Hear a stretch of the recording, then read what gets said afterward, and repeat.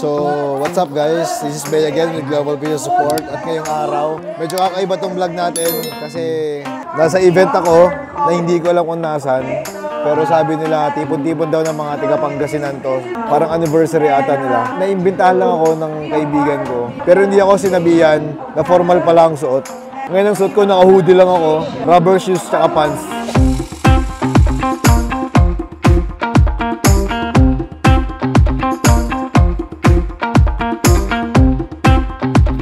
Kita nyo naman sa mga na-videoan ko na naka-formal attire sila. So, okay lang. Ganun talaga. So guys, hindi tayo naka-formal, hindi ka invited, may pagkain ka pa. Nauna ka pa kumain.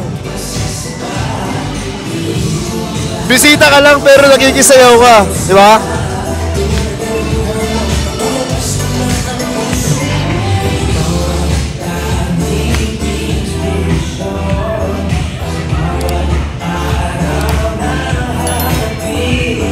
Hehehe